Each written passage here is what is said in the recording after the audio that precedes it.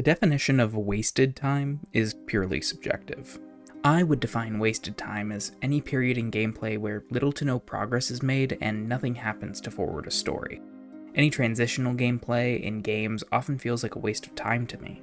The prime examples for me are sailing in Sea of Thieves and traversing from mission to mission in any Rockstar game.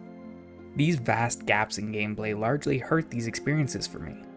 And yes, I'm aware that both of these games have random events that break up the monotony, but once you've seen them each once, they lose all value, acting simply as a roadblock or distraction between you and the thing you actually want to do. So can games do it well? That might seem like a dumb question. All wasted time is bad, right? Well, not necessarily. Gaps in gameplay can be used by smart devs to elevate the experience.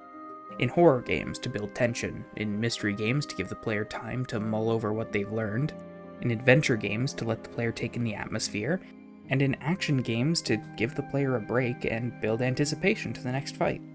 But it is a delicate balance, and done incorrectly can ruin a game. So what games waste your time well? Here's a few I want to talk about. The one thing these games all have in common is that they take a lot of time to play. Let's start with this one. Dead by Daylight is an asymmetrical PvP horror game pitting 4 survivors against a killer that is, you guessed it, trying to kill them. Survivors need to repair 5 generators and open the exit gates to escape the killer. Repairing generators in the game is slow, taking 90 seconds without help. There are 2 components to generators that drive the tension in this horror game. One is skill checks. Hit the spacebar at the right time and everything is fine. Hit the spacebar at the wrong time and now that killer knows exactly where you are. The other is the killer's terror radius, a heartbeat that gets faster and louder the closer the killer is.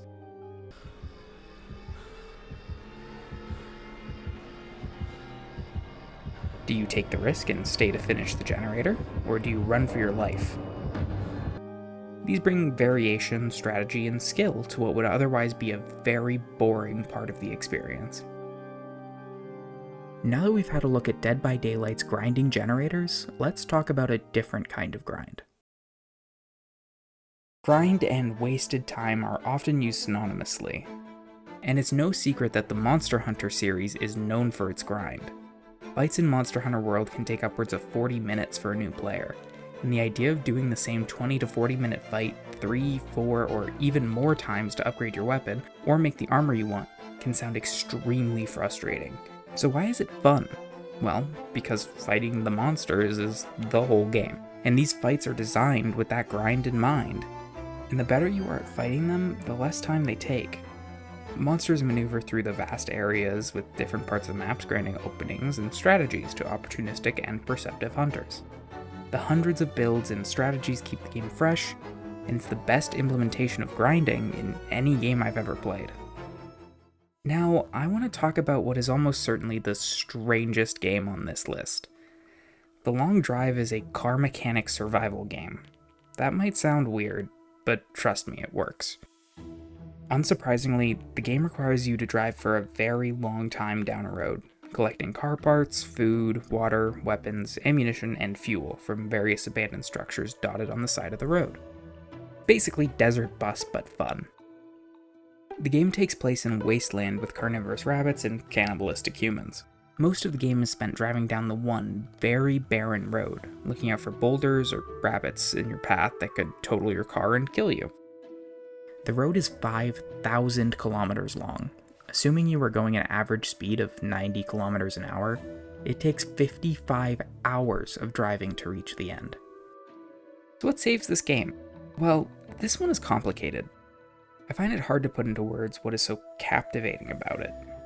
If I had to say, and this might sound bad out of context, I think the game keeps you engaged by encouraging dangerous driving.